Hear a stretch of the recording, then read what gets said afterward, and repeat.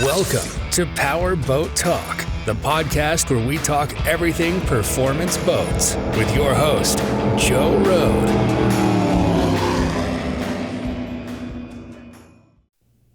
Well, hello and welcome to Power Boat Talk.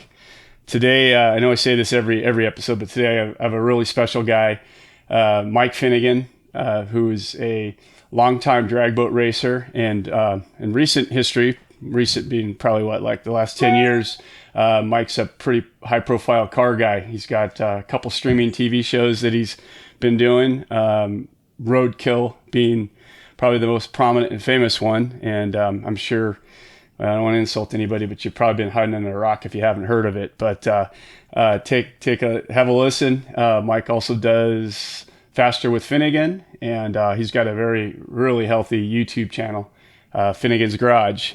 And what really wanted me to have Mike on, obviously because he's a boat guy, but in the last I don't know 6-7 years, he's brought some boat stuff into his profile, his YouTube, and it's amazing how well the boat videos do, and all the car guys that just talk about jet boats now because of Mike, and it's been a really cool resurgence for a boat guy to see outsiders get it, how cool these things are. So thanks, Mike. Thanks for coming on. Oh, thanks for having me. This is exciting because I've watched several of the episodes already. I watched the one with Greg Shoemaker, which was really enlightening because I thought I knew a lot about the 19 Daytona, but there were some really good nuggets of the origin of that. And then I watched the one with Ron Lund because before Ron got those molds, I had looked for them for probably 3 years because I was going to try to buy them. And actually, I didn't want all of them. I just wanted the 19 TR Bonneville. And because my family were customers of Roger Wyman's. They bought a brand new Cyclone in 1971, and they had that boat until I inherited it. It's probably 2000. And then I had a string of 19 TRs after that, and I talked to Roger a bunch of times before he passed, and he regretted getting rid of the molds, and he wanted them back, and the guy wouldn't sell them. And then they were kind of lost. There were people that knew where they were; they just weren't saying. Like Shoemaker knew exactly where they were. Oh wow! And he even told me once, if you want one of those laid up, I can get it done, but the mold needs some work, there was a point where I was racing a 19 TR, and it was going so fast that the people around me were like, "Get out of this boat and get into a tunnel, or we're not going to help you anymore."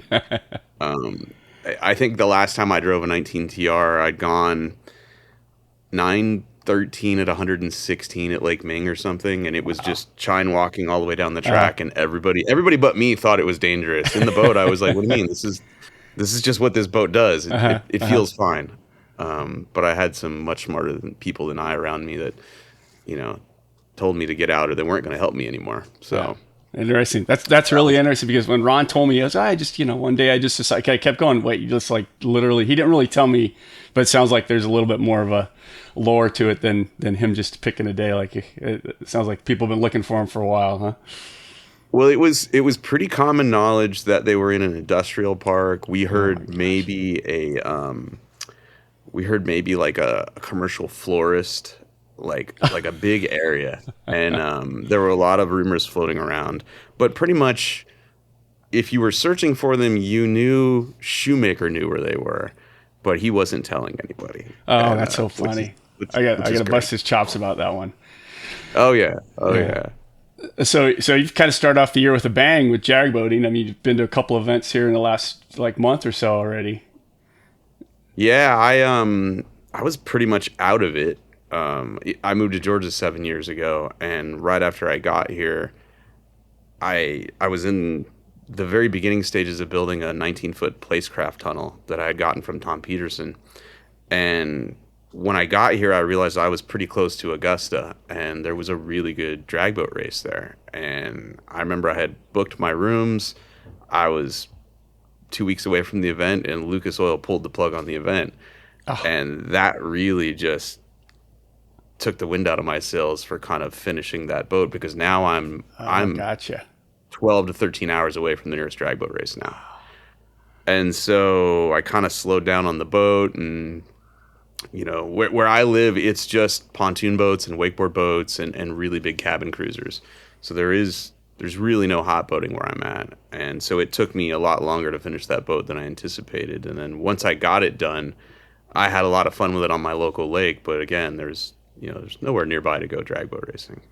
So I ended up making some YouTube videos with it, having a lot of fun with it on my lake, and then took the advice of my dad and sold the boat before something bad happened, because it was seriously overpowered. It had a 711 cubic inch Sonny Leonard Hemi with twin 88 turbos on it, and so it was a lot of fun. But you really needed a rescue crew and probably a capsule for that boat to actually find out how fast it was. Yeah. Well, the videos are great, and I loved how you just you did a couple of things episodes where you explained the reverse gate, you explained how jet pumps work. You were grinding in front of the shoe one time, and that was really cool. That I think there was a lot of people that had no idea about that stuff. That was I mean, some of the stuff, the reverse gate stuff, I've been out of it for a while, so I didn't even really know that they were doing that kind of stuff now too. So that was really cool. It's one of those things where I'm a total nerd for jet boats, and people always ask me, why don't you get a V-drive? It's going to go faster, and they're not wrong. If you take my drivetrain out of my jet boat and put it in a hydro, it's going to go faster. They just don't. I don't know. They don't interest me, because the jet boat thing.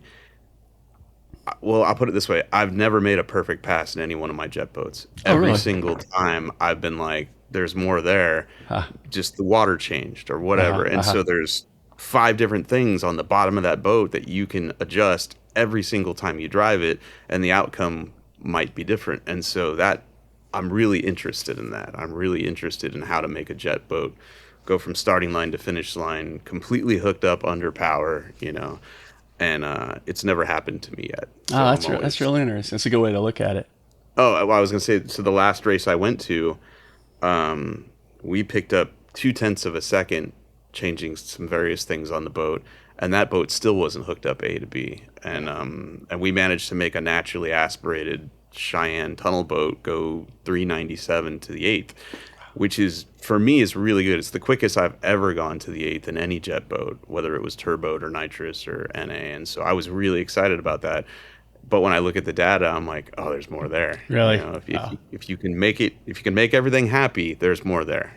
So I like the search. Yeah, that's awesome. And so that's crazy, because I want to ask you about the new boat, because you kind of came into a pretty cool boat, and it was a pretty cool story. But I thought that thing was pretty dialed in. So it's amazing, even with something that good, you got a lot to, you can still make progress with it. Yeah, and that boat, it really was pretty well dialed in. And to back up, because if you guys are just joining us, nobody knows what we're talking about.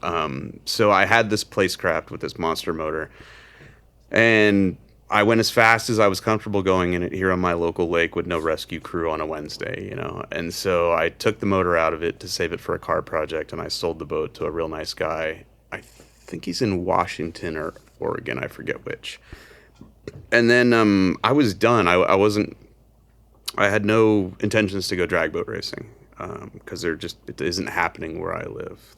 I think the closest association is the Kentucky Drag Boat Association, and they don't even race in Kentucky. They race in Oklahoma or Missouri, and so there's nowhere to go. But like 6 days after I sold the Placecraft, Joe LeCamp's son Grady puts an ad up on on an internet site called riverdavesplace.com. And I knew the boat. I'd never seen it in person, but I knew every single person involved with who built that boat. And for me, that boat was a unicorn. It was one of Tom Papp's original Cheyenne molds. And it was an all carbon fiber boat, so it was very strong, very light. And every inch of rigging in that boat was done by Andy Rawls from Rawls Precision Machine in Santee, California, and it's all done CNC.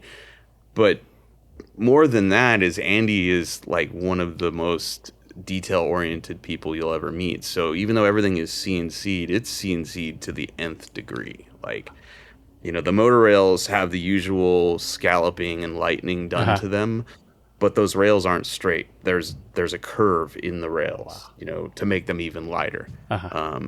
Just every inch of that boat was done really well. And Joe had the boat built, and that boat was such an extensive, time-consuming, frustrating project for everybody involved that boat is the reason Andy Rawls is out of the boat business. No way. Yeah, when he built that boat, he owned that mold, that original Cheyenne mold, which is the deck of the boat is recessed. That's the original Cheyenne mold that Tom Pat made, and then there's a second one where the deck is raised in the middle. That would be the Gen 2 one that multiple people have had. That John West had that at Ultra Boats for a while. It's I think it's in Arizona now. But anyway, that boat was just a big disaster for a lot of people because it was difficult. They wanted the carbon fiber exposed where you could see it, and so getting the cloth to lay out where the pattern looked right, and it was a big pain in the ass. And Brad at E-Ticket Boats laid the boat up, and ultimately, to make everyone happy, the boat ended up getting painted afterwards. And so there's exposed carbon strategically in areas, but then the boat is painted around the cap and the sides to hide the areas where they just weren't happy with how the carbon looked. And even after all that, the boat allegedly was 300 pounds, but it's so stiff that you can walk on that boat. Really? Yeah, it's a boat that it doesn't act like a 300-pound boat. You can't, a 300-pound fiberglass jet boat, you can grab the boat. And you can't even lean on it. Yeah. Yeah, you can knock it with your hand and the whole deck will ripple. This boat doesn't do that. It's really strong. Yeah. Wow. Man, you really know the history of this thing. How did you, just from the guys that were doing it, just talking to him, or was he posting it online or something? That's crazy. No, it's, Joe LeCamp is a legendary drag boat racer with the NJBA. And so I've raced in and around the NJBA since 2000. So I've watched his series of jets boats that he had. And this boat was built right after I moved to Georgia. And so I would see a few pictures of it online, but people would just talk about it. Joe isn't the kind of guy that's all over social media. He's really busy. He owns a bunch of boats. But he doesn't usually sell things. So when this came up for sale, I knew what it was. I made a couple of phone calls. I called Andy Rawls first and was like, is it what I think it is? And he's like, it is. And I was like, oh my God. All right. I don't need this, but it was a turnkey boat on paper. And it was a way for me to get my friends in California together again to go drag boat racing because none of us had done it in like 10 years.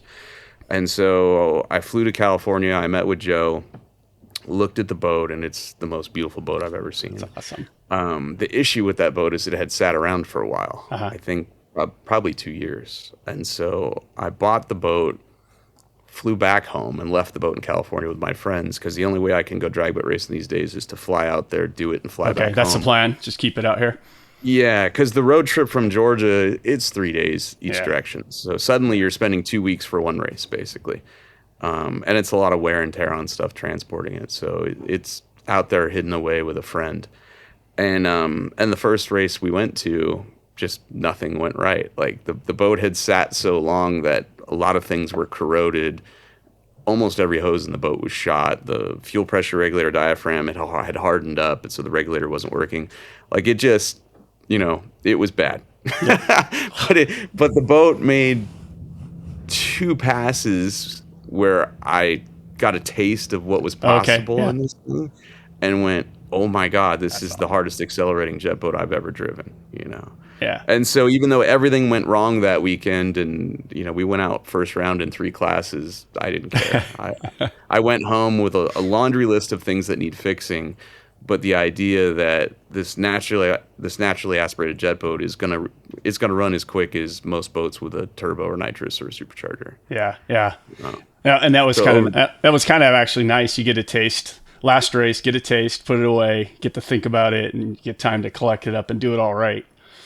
Yeah, it all happened really fast. Like I sold my boat within a week. I heard about this boat.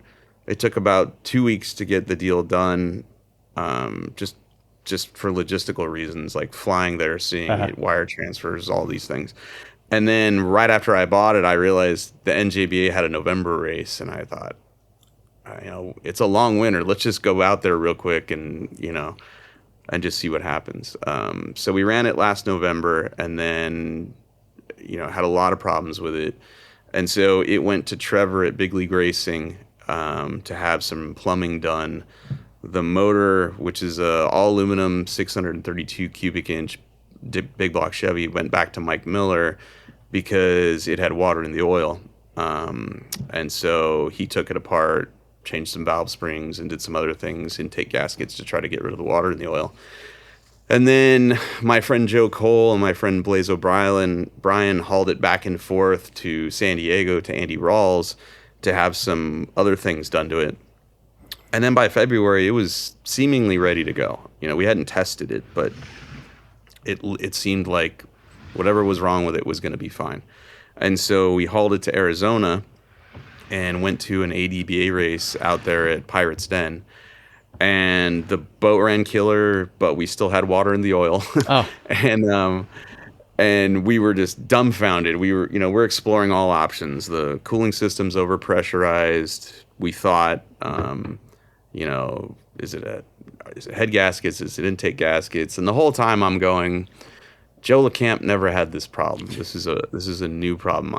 I'm sitting there going, something's cracked, and we had the valve covers off of it in the pits trying to figure out why the milkshake was happening. And we turned the warm-up bucket on in the pit, which is just a bilge pump and a bucket of water. Just preheat water through the water. Yeah. And while we're all standing there, you could just see this little pinhole in the top of this Dart Big Chief cylinder head right by a spring pocket. Oh my and gosh. It's just dribbling water. Yeah. Just enough to milkshake the oil over the course of 3 or 4 passes, Yeah. Down the track. And what I've learned over the years is that you can pretty much have salad dressing in your motor, like ranch dressing, and it's not going to hurt anything. Yeah. In fact, when we milkshaked the motor last November and Mike Miller took it apart, the bearings looked brand new. We ended up putting the bearings right back in it. Yeah. So we, in February, we've got the ranch dressing happening again in the motor. We got our milkshake, so we changed the oil and just shut the water off to the motor, and then we ended up JB welding the cylinder head. And the JB weld worked great for the last 2 races, and it finally started leaking again. Oh, did it? Yeah. The last, we won in February 2 classes at Ming, and we entered 3 classes. We made a lot of passes. I think we made like 15 passes. Oh my gosh, that's so cool. And then in March, we went to ADBA, still with the JB weld on the cylinder head, entered 2 classes again, and we won one of them.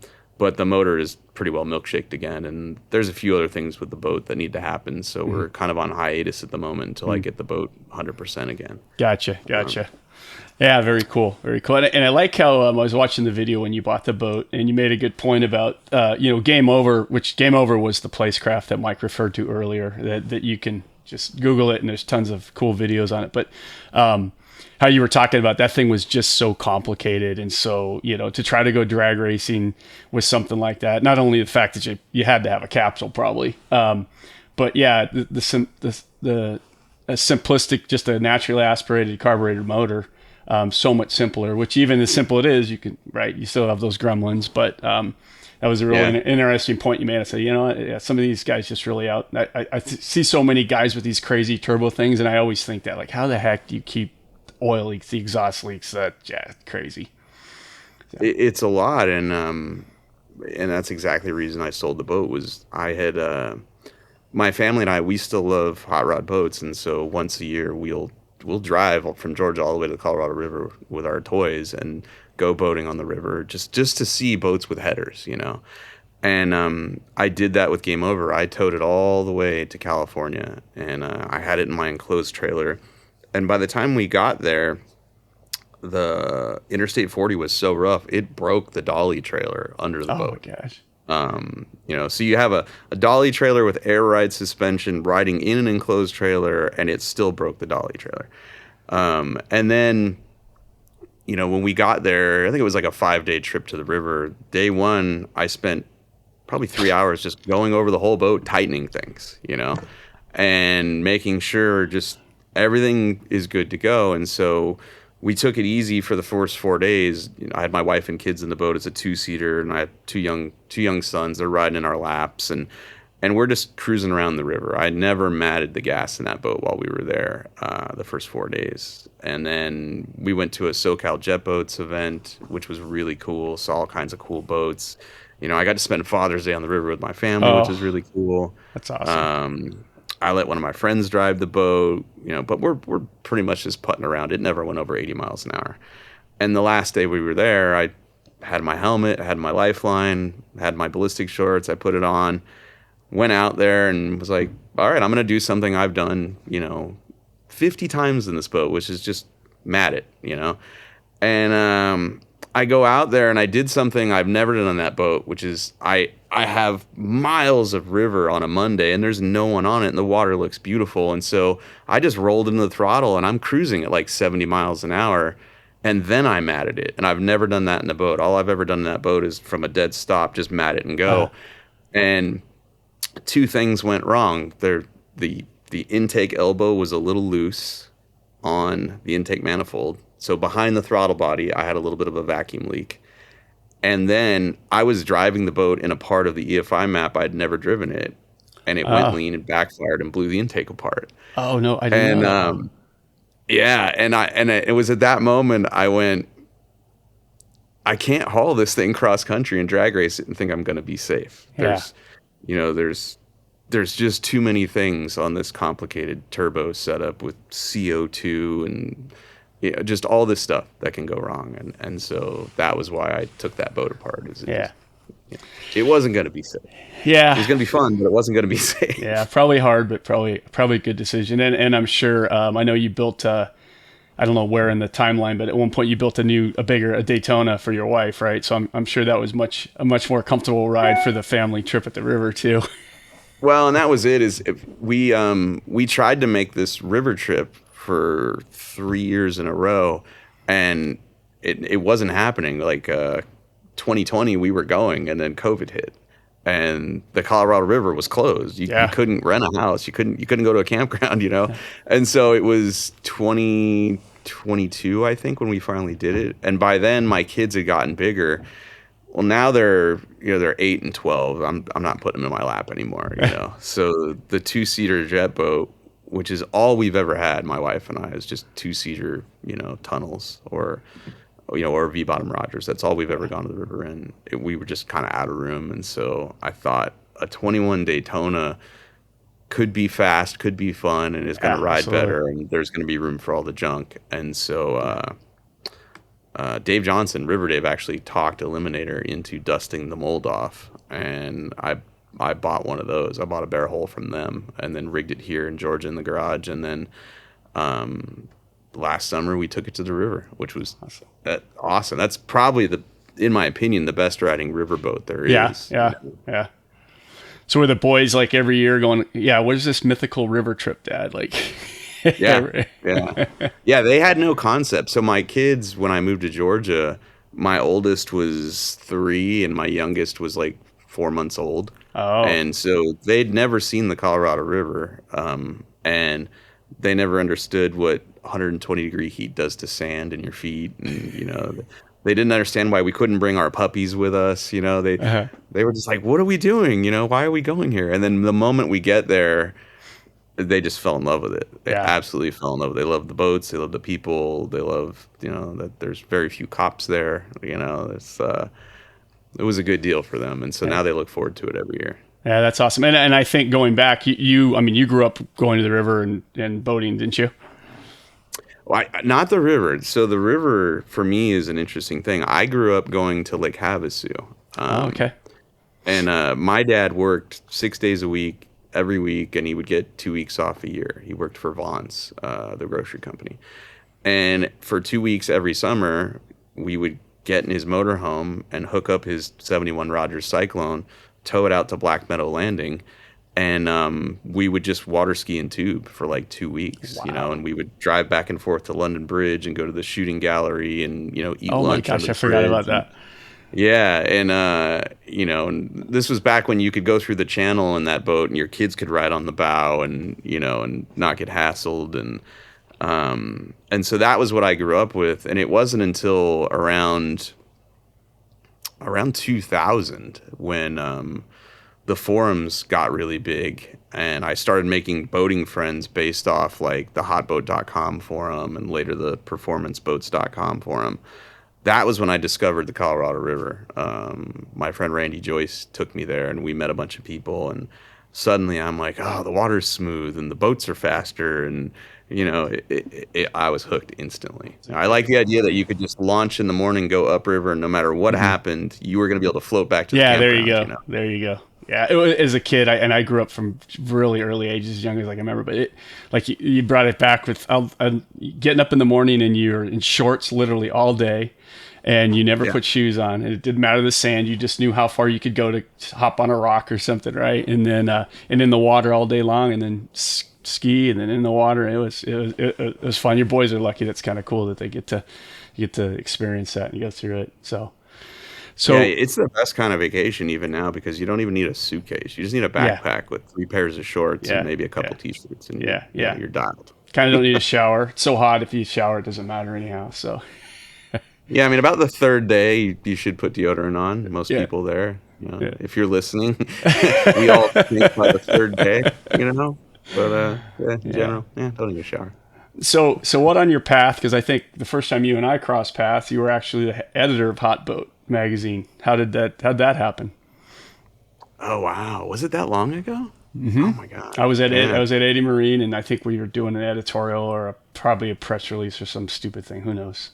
Yeah, it was probably a press release. So I didn't work at Hot Boat very long.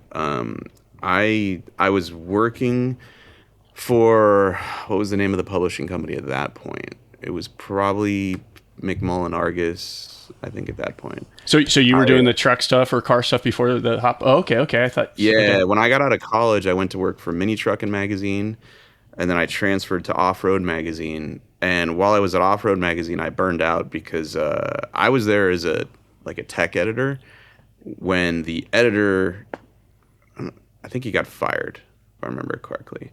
And so suddenly it was just me. And they're like, hey, congratulations, you're promoted. And I had no idea what I was doing, but they promoted me, but they didn't give me a raise, and there was no staff. So within 9 months, I was like, I don't want to do this anymore.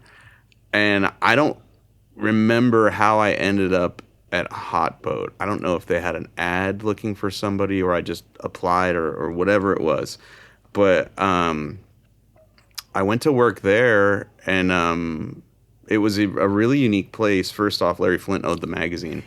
And so I worked remotely, but would have to go into that building about once every 2 weeks.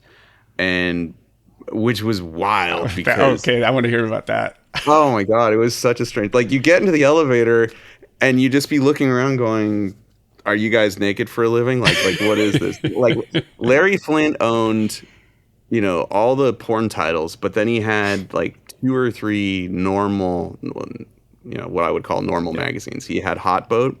He had a skate mag called Big Brother, which is really interesting because that's where Jeff Tremaine, Johnny Knoxville, Spike Jones, all these people that we know from, movies and TV these days worked at Big Brother. And so it was, you'd go in the building, and you'd be in your cube or your office, and you'd print out a story, and you'd go to the printer, and I'd be looking for boats, and I'd be sifting through just naked chicks, naked dudes, or a photo of a toilet with a turd in it from Big Brother Skateboard Magazine. And so it was a wild time. And I didn't stay there very long because it was an interesting place. Brett Bain was essentially managing the whole magazine.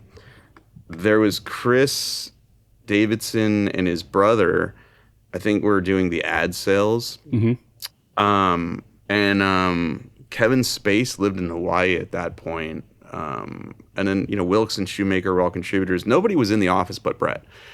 And I pissed off Kevin Space, I think, and probably Chris, and I don't know who else. Like, they gave me a column, and the first column I ever wrote was, where are the little boats and where's the free Hot Boat t-shirt you promised me when I subscribed? Like, I literally was like, because I was the audience. I was a fan of this magazine. I was a subscriber, and so the first column I ever wrote was, I'm like, I'm here. Hopefully we can address some of these issues, which just pissed off everyone else. And then I had no idea how political that world was in terms of the boat tests. And because they would give me test data to write an article on a boat review, except I hadn't driven the boat.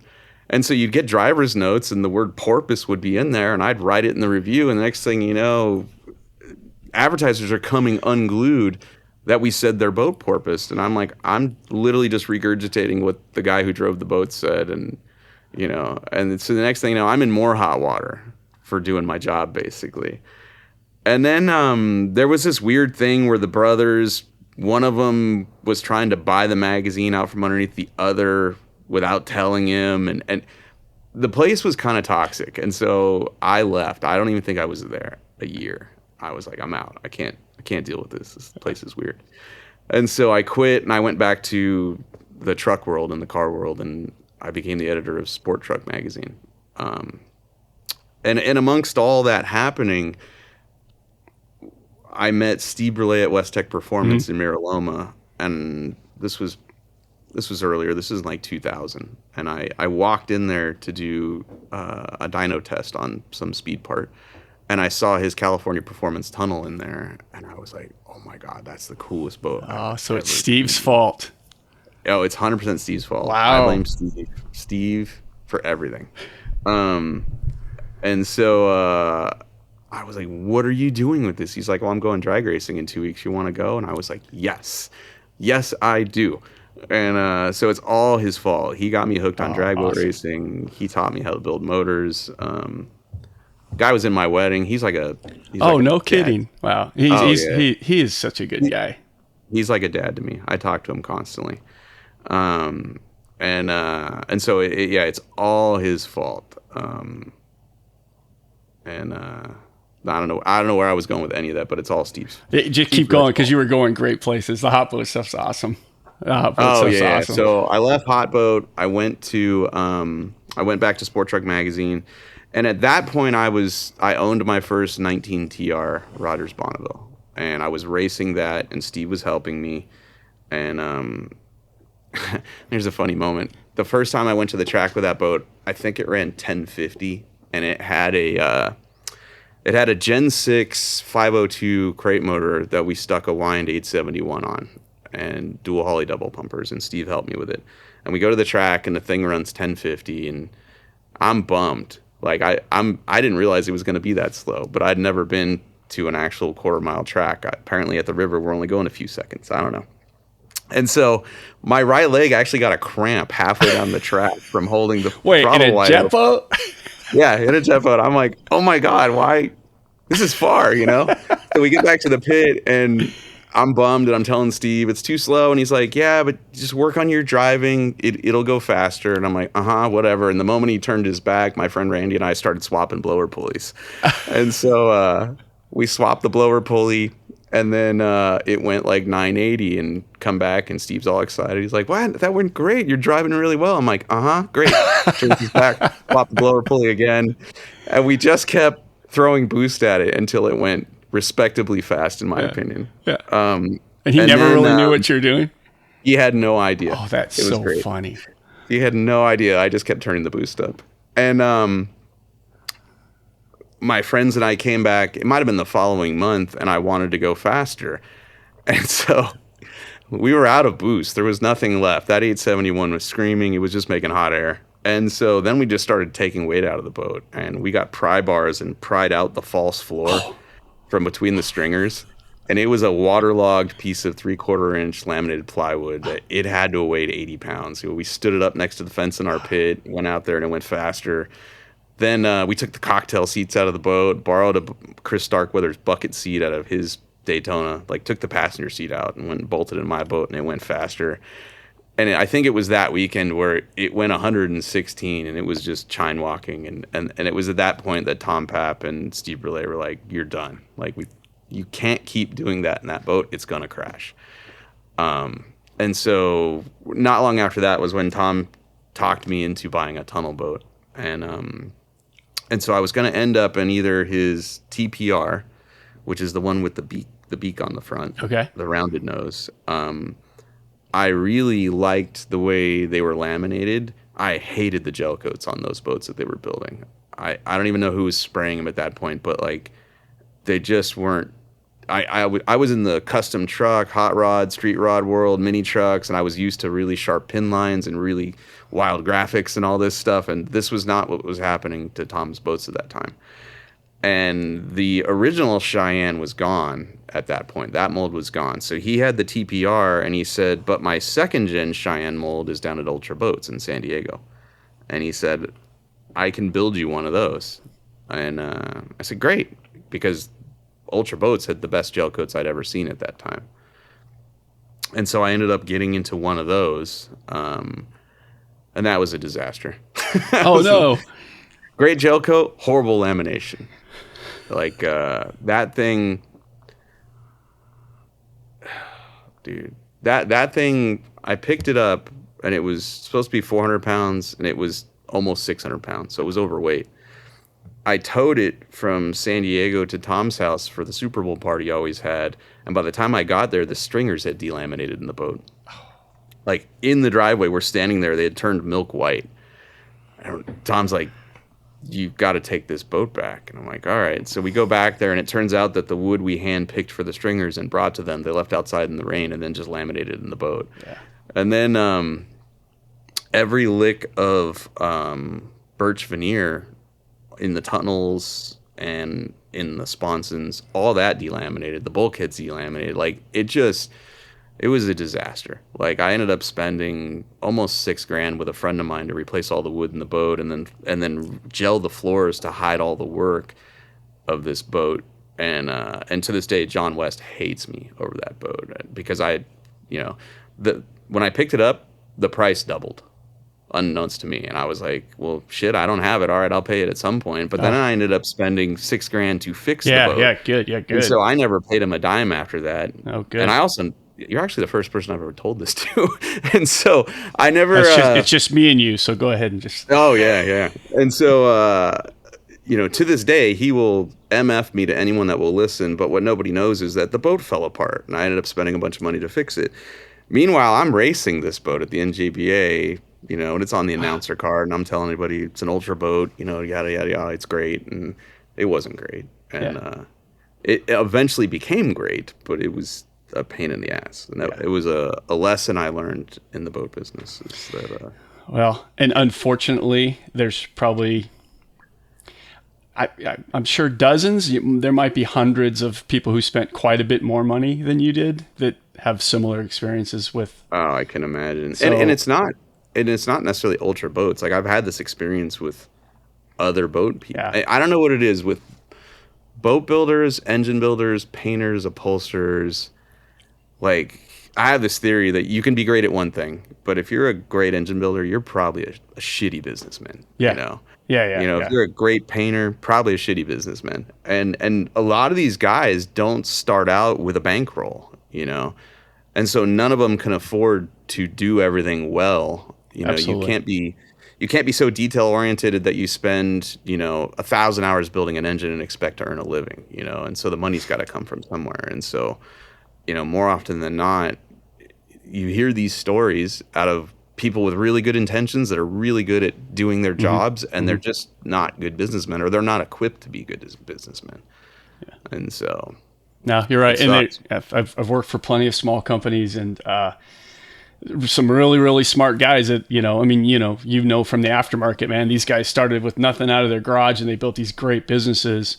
But some of them, you can't do it all. I mean, you can't be sales, marketing, R&D guy, and big picture guy. And so something's, something ends up being left behind, or guys like me and you to come in and figure it out. But, and the other thing about the boat building thing, I've seen it through, obviously you and I've been through a lot of phases of economy. And so these guys come and go, and it has a relatively low startup cost. When things are going well and boat builders can't keep up because they're so busy, it's relatively easy for a guy to find a mold and have somebody lay it up and stick a couple $1,000s on it for profit, and you're off and running. So a lot of guys get in that don't understand it.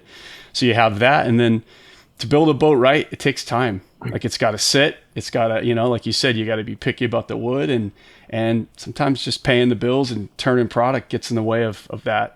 So I think that happens a lot too in the boat industry, at least out here on the West Coast with the small guys. So. Oh yeah, well, it's such a labor intensive thing. Like upholstery or painting, or most people don't want to hear that a paint job can cost you $30,000, $40,000, $50,000. Yeah. But they want it to look really nice, and they just don't understand how much labor is involved in doing that. And the same with the boat. Like the last new boat I bought was that 21 Daytona, and we commissioned it I think in October, November, and the cost of materials jumped dramatically from the time we commissioned it to the time they actually started laminating. And so the price on that boat, it didn't double, but it was pretty close, and I understood it. It is what it is. An Eliminator, they built a really nice boat. The lamination is beautiful. Yeah, absolutely. The gel coat's incredible on that hull. They're not unlike any other builder though. Like they missed their own delivery date like 2 or 3 times. Oh yeah. And I've learned you just have to. It is what it is. There is nowhere else to go. In a lot of these cases, where else do you get a 21 Daytona? You're talking bits. I think in Canada, if they're still doing them. Yeah, they still do them. Yeah. And if the TPR mold is still floating around out there, maybe. And so a lot of these, if you want an 18 California Performance going, you're at the mercy of Bill Scott. If you want a 21 Daytona, you're at the mercy of Eliminator Boats. And so I think anyone that goes into a custom boat build just has to expect it's probably like building a house. It's going to cost more than you think, and you're going to wait. And as long as you can be patient, Yeah. And never schedule a vacation around your boat build. Ever. That's great advice. Great advice. We did that one time with a Hallett. My dad always bought Hallett hulls and built them, and we bought a 21, and we were going to Lake Shasta one year, and every week it was going to be another week. But my dad built that. It was a V drive, and I think we built it like in 2 weeks, because by the time we finally got it, and my mom's like, we are going, and and that boat was it got hammered together, and it never got to it. Oh, we'll take it apart and finish it. Yeah. Oh yeah. Like when I bought that Daytona from Eliminator, when we talked in November, I was like, let's go race it next year. Let's take it to a boat show. Like, let's do things, and we'll make YouTube videos, and it'll be great. And and having said all that, I'm paying for this boat, mind you. And so, but by the time I got the boat, it was almost February. And so then it was like, well, all right, we're not going racing. There's barely any time to rig this in time, because I'm building this boat for my wife. There's barely any time to rig it in time for our Father's Day trip, or for her vacation, we were going to call it. And so, yeah, you just pivot and go with it, and it is what it is. And it all works out. Absolutely. Well, you can tell that's a voice of experience with dealing with boat builders and boat people, and yeah, and it's car people and engine builders and painters and upholsterers, and especially now, it is hard to flat out get parts for anything. Oh my gosh! Like, you need a crankshaft for an engine build. Good luck. Still to this day, right? Like I was talking to somebody the other day that still can't get parts for stuff.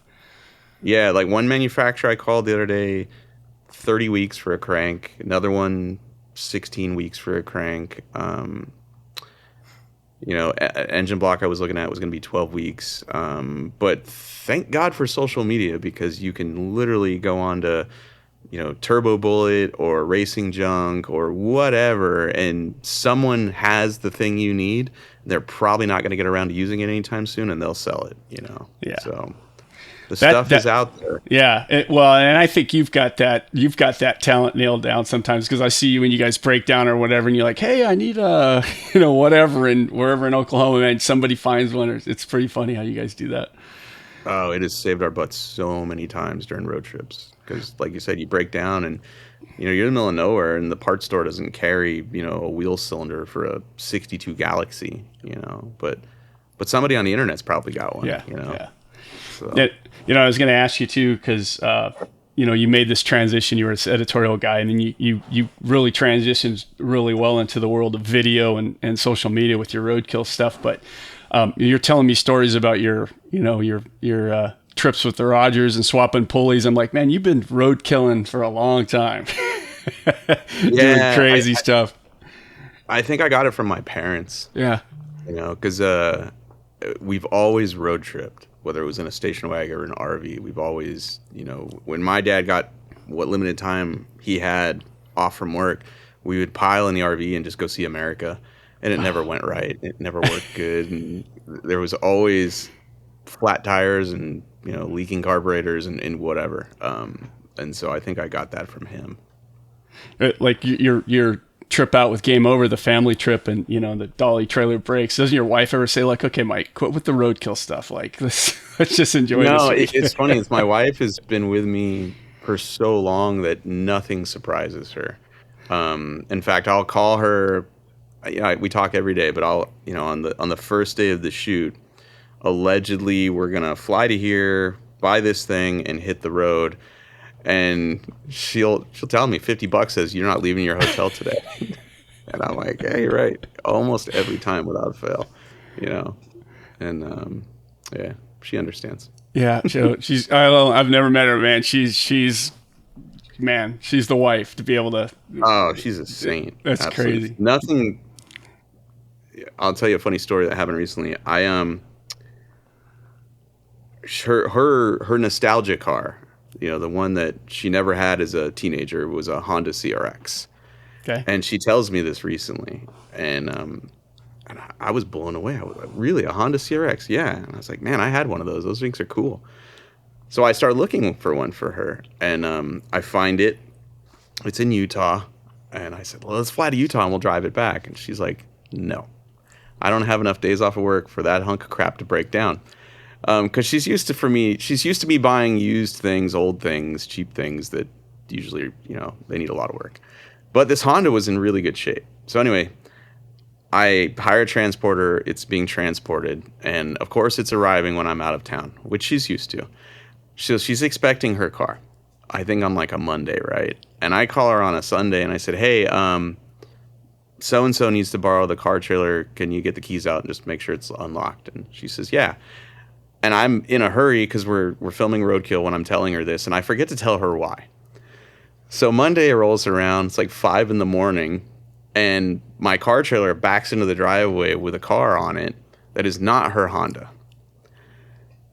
And her Honda never arrives. So she calls me, she texts me a photo of this car, and she's like, what is this? This is way too nice for you, and this is not my Honda. And I was like, oh, yeah, I forgot to tell you I bought a car. And really, your Honda's not there? No, my Honda's not here. I'm like, oh, I'm sorry. She's like, yeah, so it woke me up at 5 a.m. I thought somebody was breaking in. It's not my Honda. You didn't even tell me you bought this car. So she's like, I'm claiming dibs on this car because this car is too nice for you. I'm like, well, there's no motor, no transmission, no brakes, no nothing inside of it. Yeah. So good luck with that. It's a project. And she has a great sense of humor. Oh, that's amazing. Especially when I posted that entire text exchange between me and her on Facebook. Oh, did you really? Yeah, the entire text exchange from that morning is on Instagram. You can read it. It's really funny. I love how, going back to when you found the car, like you wanted her to get, hey, come on, join in on this roadkill thing. We'll just fly back there, drive this car down. We'll break down. You can help me fix shit on the side of the road. She wasn't going for it. Oh, she's too smart for that. She knows. Because she knew, like, it's happened to her. I had a 73 Chevy square body truck that I used to haul my Cheyenne to the river with. And it had a Whipple supercharger on an LS. Oh, of course. It was a prototype Whipple kit. It had no belt tensioner. So it wasn't abnormal for this thing to shred the belt. And it just happened to do it the first time while we're on our way home from the river with our dog in the truck, in the standard cab truck, when it's 100 degrees out. And we break down in Blythe and end up at the Motel 6. And she misses a day of work because of my truck.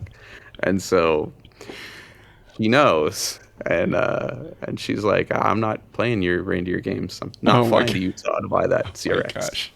Oh my gosh, that's just amazing. I'd love to hear her stories, her side of the story. It's got to be fantastic. Oh, they're great because they only vaguely sound like my side of the story. Yeah. I want to bring up something for people that aren't familiar with you. A really cool project. One of the first things you did at the prominence on the boat stuff is you did the muscle truck swap, Elsinore LS swap. That was pretty cool. You want to just tell us kind of about that real quick? Yeah, that was fun. That might have been season 1 of Roadkill, I think. So somewhere around there.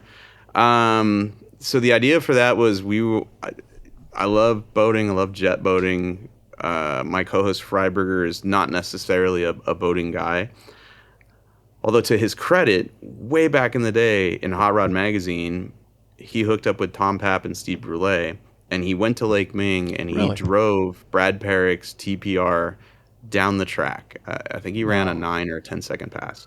So he knows what it's like, and he humored me. I wanted to go jet boating. My cousin Randy and I had a Bonneville TR that we bought that had no motor in it, but it was set up for an LS. And Freiberger had a truck with an LS in it. And so we thought, well, why don't we tow the boat to Lake Elsinore, get to the parking lot, rip the motor out of the truck, put it in the boat, and go boating. And then when we're all done, we'll just put the motor out of the boat back in the truck and tow the whole thing home. And it's a really dumb, outrageous thing, but it was one of those, I think we can do this. We have to know. We have to find out, can we do this, And so this is around, I think, 2012 or 13. Tom Papp has passed away at this point. And so every January, most Januaries, there's been a Tom Papp kind of memorial thing out at Lake Elsinore. Yeah. Mm-hmm. And so we decided to go to that because all my friends will be there. There's a bunch of hot rod boats. There'll be cool things. And, this boat, we could get it running and maybe do some cove racing back there in Coors Lake Cove. And so we show up, and as usual with Roadkill, there's no permits, there's no organization. We just show up and walked into the Marina West and said, hey, can we do some work on our boat in the parking lot? They said, yeah. And that's all we told them. And so we walked out there and just started ripping the C10 apart. And I had this folding engine hoist and just some hand tools, and we started ripping the C10 apart. And within a couple hours, we had the motor out of the C10. And I think someone came out of the office and just looked at what we were doing and shook their heads and walked away. They really didn't hassle us. It was great. And by lunchtime, we almost started having it go in the boat, and the Tom Papp thing was kind of going. And I think by the time we got it running, we ended up over in the cove at like 2 or 3 in the afternoon when everything was winding down. And of course, nothing went right. The place diverter stopped working, and so we couldn't really drive the boat safely at high speed with the diverter not working. And so I grabbed a piece of rope off somebody's boat and tied the nozzle straight up so that at least it would shoot a big roost. And so we spent the rest of the afternoon with this, car engine powered boat driving around Lake Elsinore, just shooting a huge roost. And then, I don't know, after about 2 hours of that, we went back to the ramp and just started ripping the boat apart to put the motor back in the truck so we could go home. And of course it rained, and it was an adventure. Yeah. And that's sort of the stuff we do on Roadkill, is just find out what happens when we do things. And we've done everything from, we supercharged a Chevy Monza with leaf blowers, blowing into the carburetor on a small block Chevy just to see what would happen. Which it made like 1/4 of 1 pound of boost and like 25. Yeah, it made like 25 horsepower. 5 leaf blowers, 5 gas powered leaf blowers made like 25 horsepower at the wheels on a Chevy Monza with a small block. Wow. Yeah. Yeah, that was cool. That the muscle truck in the parking lot thing was pretty darn cool. That was a fun day. Yeah. And I have to tell you, I was watching the videos last night. Freiberger looked like he was enjoying it in that boat. Yeah. Even when I hosed him in the outhouse, that was good too. With the roost, he wasn't that mad. I think he liked it. Oh, when you did that, he was not mad at all. I'm like, oh, these guys got it. They got an understanding here. Yeah, for the most part, I can get away with some stuff with him. He's got a pretty good sense of humor. Yeah. So, you have any more plans with boat stuff for Roadkill, or? I have this idea of doing something on the Colorado River where we get an old boat somewhere in like Laughlin, and then get it running, and then just road trip it down the river to Havasu, and then pull it out at Havasu, drive down the Parker Strip, pull it out at the bottom of the Parker Strip, put it back in the river, go all the way down to Blythe, go all the way down to Yuma, like just see the whole river. That's that stretch of the river, and then end up at like Martinez or Fisher's Landing or somewhere down there where they got a big sandbar and good street racing there on the water. I'd like to do that. We've talked about it. it just hasn't happened yet. But yeah, no, that'd be. I mean, even if you didn't do the old boat, hope it floats kind of thing, but just that'd be a really cool tour, just a video and just talk about all the hot spots and so that'd be really cool. Yeah. Well, and it's basically the same thing on water. You just, when you break down, you're gonna have to figure out a way out of it, And I think the challenge of that gets exponentially harder when you're on water and there's not an auto parts store, 50 feet away. So Yeah. I'd like to do it. Yeah, no, that'd be really cool. That'd be really cool. So, tell me something that people wouldn't know about you, something really interesting, which is going to be hard because there's a lot of interesting stuff that's already up front and out in the open. But I like sports. Do which you I think really? people would be surprised because a lot of car guys. No car guys do. A lot of car guys, they don't like sports. In fact, there's great memes every year of the Super Bowl, where guys talk about sticking balls and I hope your football team scores a basket, like stuff like that. Yeah. I love sports. I love competition. Like my favorite sport is basketball. I love playing it. Wow. I love watching it. I played soccer for 11 years as a kid, like on a traveling team. And I quit all of it when I decided I wanted a car and I wanted to drive. And my dad said, "Well, you need to get a job then." And so I don't think he thought I would, but I just quit sports and got a job bagging groceries and started saving money up. And I quickly learned that once you buy that first used car, you're always going to be broke, and so you're never going to be able to stop working. And then when you get like, really broke, you get into boats. Oh, boats are a bad idea. So I think that would surprise people. Like I don't have time to keep up with college sports at all, and most pro sports I don't. But I'll sit down and watch the Super Bowl. I'll watch the World Series. That's probably it. That's so super surprising to me because when I went to work for the publishing company Source Interlink, I'm in a room 50 cubes and whatever, and I'm like the only guy there that's into sports. And I was the opposite. I've been into sports my whole life, not as much into cars. And it's crazy how car guys, they can be so smart and they know everything about everything. But I don't like what Lakers, what, like it's funny. Yeah, it's so strange to me because sports and cars are, car racing and sports are the only things I can really think of where there's only one winner most times. Like most aspects of life, there's a lot of ways to win without actually coming in first place, but you really can't do that in a drag race or, in baseball, So the competitive side of me likes sports a lot, like I'm bad. Like if it's Monopoly or darts Really? I'm super competitive. And I get that from my dad. My dad as a kid growing up would never let you win. Really? You had to earn. I think that's awesome. He was a badass. He really was. Yeah, he sounds like it. You talk about him a lot.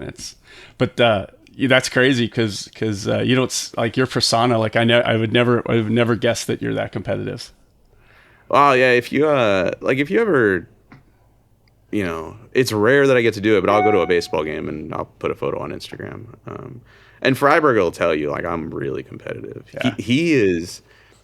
I'll say he's more competitive than me, and he'll say the same thing. But like when we go head to head on a road course or an off road track or something, like we are both trying. Oh yeah. Yeah. Like it's we try to be chill about it, but the truth is he's trying to cut my head off and I'm trying to do the same. Yeah. So you and I worked together. You were on Sport Truck, I think, and I was over in I had Super Chevy and Street Rider. I was in that group. But I remember at one point you left, and so you're an editor, and then you came back when we really started doing more and more video. I think Hot Rod Garage you kind of came back for?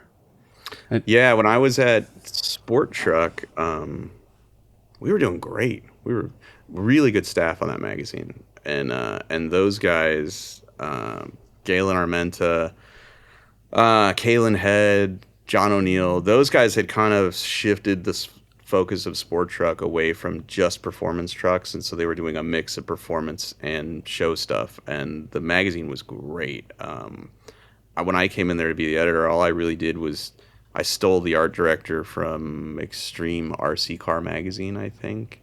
Brought him in, and he just made everything look visually incredible. His name was Andy Mock,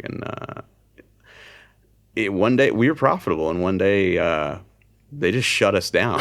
They called us all into an office, and there was an HR guy there and our publisher, and they're like, "You're done." And we're like, "What? What do you mean?" Yeah. And that was one of those moments where I was completely surprised. And Andy Mock, our art director, he wasn't even there. I don't even think a year. I think he was there a year, and I'd just gotten him a raise. And he looked at me and he goes, "Well, thanks, Mike." And I was like, "Bro, I'm getting laid off here too." Yeah. Like, dude, And so, so we all got laid off. I think this was 08 or 09. And so I made the really bright decision to go to the World Finals of drag boat racing, because if you won, you could get some money there.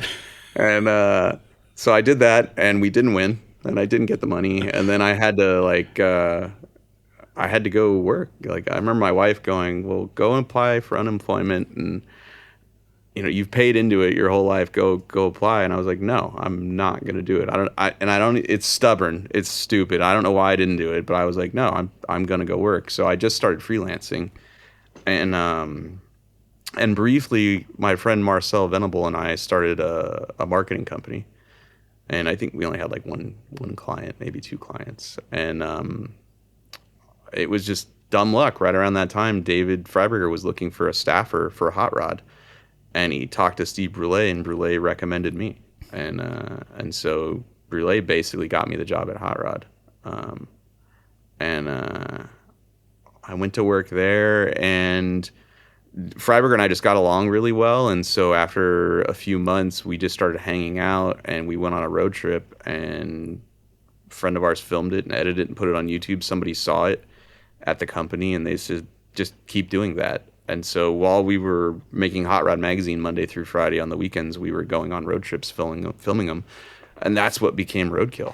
And it was just an accident. It was a fluke. Yeah. It was pretty amazing because, the company we worked for, whatever name it was under at that point, Source, Prime Media, 10, I don't know. Source at that point, maybe Source Interlink. Yeah, it was amazing how they were so into, I don't know why they bought the company, but they obviously weren't interested in print magazines, and it didn't matter if you were profitable or not. They would just lob stuff off for whatever reason. It was just crazy. And in fact, I talked to Sean Holman yesterday, who they just killed Four Wheeler a few weeks ago, and he said the same thing. He goes, "We're making, yeah." Oh yeah, a few weeks ago, maybe longer, but he's like, "Yeah, it was totally profitable." I don't know what the hell they were thinking, but anyhow, it was amazing how you just kind of came back. I remember all of a sudden you were back. Oh, Finnegan's back, and then you guys started. You just made. I tell people all the time that to talk about, like, you made the greatest transition. Like, you and Freiberger just meshed, and it was. I mean, it didn't, from the outside world, it seemed like from day one, you guys are off and running, and it worked, and you guys are finishing each other. Like, it was a great match. It's really cool. It's good for you, Yeah, we were lucky. And internally, it was a strange time because, there wasn't a real initiative towards video. That company was still a legacy print company. And I think we did Roadkill on the side for 2 years before I just started burning out, and I made the decision to just quit Hot Rod and just do the video. And at that point, there was an arm of the company doing video, and I was able to transfer over there. But it was a gamble because I didn't know where the money was coming from. And I didn't know how long it would continue. But the show was really popular, and we launched Hot Rod Garage on the back of Roadkill. And so I was doing Roadkill, doing Hot Rod Garage, and trying to do Hot Rod Magazine at the same time. And I was just like, I'm just going to put all my eggs in this basket over here. Wow. I'm just going to try this. I'm going to try this video thing. And so when I left, I'd say it was probably another year before the company really went, okay, we're going to start pushing video and less print. So then you had all these awkward town hall meetings for the next few years where the CEO would be talking about how well Roadkill was doing in video and stuff, and virtually ignoring the 300 people in the room, who worked on a magazine. They're like, well, what about us? Are we good? Are we cool here? It was a really strange time. And then, as we've seen over the years, just the magazines just started disappearing, Yeah. Well, you definitely made that fork in the road. You went the right way. Yeah, and it wasn't because I'm smart. It was just this is fun, and I'm doing more of this than that already. So let's just stick with this. Yeah. That's awesome. I mean, I'm assuming you love it. It sure seems like you love it. Yeah. It's I'm lucky in that nothing I do has a script, because I can't memorize anything and I can't act, and so it's a lot of fun. There have been small moments where I've had to stand there and recite something, and it's the most stressful, sweat-inducing thing I'll ever do, and I don't enjoy that at all. So I think as long as I can keep doing unscripted stuff, I'll be pretty decent at it. But if I ever have to do something that involves reading lines or memorizing stuff, I'm screwed. Yeah, Totally no, you and David are you guys just seem so natural at it. It's really cool. You do a good job. So. Well, they make it easy. It's just, Roadkill, I've said this before, it's the worst case scenario for an editor, because they just turn the camera on and say, okay, here we go. And there's not a lot of, we have a great director named Brad Alicia, but he doesn't have to, he's not feeding us lines, and he doesn't have to direct. It's just, here's the car broke. What are you guys going to do? And it's just go. You just react to whatever's happening. And so it makes it easy that way. Problem with that is the camera rolls a lot. And the poor guy, back home who's got to edit it, go through has tons. to sift through so much footage. Yeah. So much footage. Do you guys ever get to see the outtakes? Yeah. That's the other thing is we're lucky is David and I see the rough cut of the episode. And then we get to give notes, and then it gets edited 2 more rounds, and we can see those finer cuts before it ever goes out. Rarely do I ever need to give notes on anything, and rarely do I have time to watch the finished product. So most of whatever you guys see out there, I've never seen, just because there's no time. And I don't like watching me, so I don't like hearing my voice. Actually, I don't mind watching me. I don't like hearing my voice. Yeah. I went to a what do you call it? Audiologist, I think is the name of it. And because my hearing has gotten bad over the years. And I said, I think my hearing really sucks. And I happen to mention that I don't like the way I sound on video. And she says, yeah, but what you're hearing is not what the world's hearing. I said, what are you talking about? They're like, yeah, do this. Close one ear, cup this one. That's what you sound like. And I went, oh, that sounds wildly different than what I'm hearing right now. Oh, that's crazy. Yeah. And so I learned that from them. And I'm like, okay, maybe I don't sound so stupid, So that's a good tip. If you guys don't like how you sound on video, just try it. Yeah, well, I'm going to do it because, I listened to trying to do this. I mean, it took me a long time before I'm like, all right, just do it, dude. It's not going to be horrible. And so, so I listen to and when I watch guys like you, I'm like, God, they're so good at it. Just so natural. And it just flows. Well, yeah, I think you have a great voice and you have a very natural interviewing style. Maybe I'm not listening to. Maybe I need to listen to it because it's. Yeah, no, I think you do a great job. Oh, thanks, man. Thanks. I enjoyed the podcast. That's really cool. That makes it worthwhile. At the end of the day, because it took a ton of time. It takes well, I don't have to tell you. You know how long this stuff takes, the editing and figuring out how to do it. I mean, I'm probably through. It's probably my third different audio setup because I buy stuff, try it, I'm like, God, I can't figure this shit out. Buy something else, but no, it's just you just do it because it's fun. And like in your stories today, like the hot boat stuff, I mean, that one really resonates with me because I lived through all those years. I haven't talked to Chris for a while. I talk to Ray Lee, who's a publisher, all the time, but it's funny. That's interesting. And people are gonna love those. That's awesome. Oh yeah, I'm sure I'm gonna get some hate mail over some of those, but oh well. Oh, Brett still loves you. In fact, Brett, he keeps telling me, I think he's got like one of your old like company badges with your face on it. He's supposed to send me a couple times. I was going to send it to you. You know what's funny? The next time you talk to Brett, because I haven't talked to Brett in a long time and I miss him, is I'm still using the email account that he set up for me in 2005 or whatever that was. Oh my gosh. Yeah, I have an email address that Brett Baines set up for me because at the time I don't think I had one, and he's like, "Well, here, use this." I still have it. Yeah. I'm gonna text him to tell him to send you an email at the secret email address just to see that you still have it. It'll be interesting to see if he remembers it. It's give him a hint. Tell him it's boat related. Okay. And he may remember it because I'd love to hear from him. He's a good dude. Yeah. Okay. Well, hey, cool, man. thanks for the time. This was awesome. And maybe we'll do it again. Maybe you think of, if you come up with some other good stuff, or maybe the boat racing stuff, we'll catch up with you down the road, see how that's going. Yeah. Have you check in on the new boat. I'd love to. I got all kinds of boat stories. I've done some really stupid stuff with boats. Yeah. So. All right. Well, yeah, I'll hold you to it. And we can find you, tell me all the places everybody can find you. Oh, well, if you want to watch any of the boat videos, they're on Finnegan's Garage on YouTube. And I do a lot of photos and video on Instagram, which you can find me at Finnegan999, or Mike Finnegan News on Facebook. And of course, if you want to watch any of the Roadkill stuff we've talked about, there's a really good app from Motor Trend called Motor Trend Plus, and then it's on the Motor Trend cable channel. Yeah, it's taken from me. It's awesome stuff. You will not regret it. So, well, thanks, man. Again, I really appreciate it, and have fun with everything, and we'll talk to you soon. All right. Thanks, Joe. All right, man. Thank you for listening to Powerboat Talk. If you like what you've heard, please head over to Apple Podcasts and give us a 5-star review. For more Powerboat Talk, follow us on Facebook or Instagram, or visit our website at powerboattalk.com.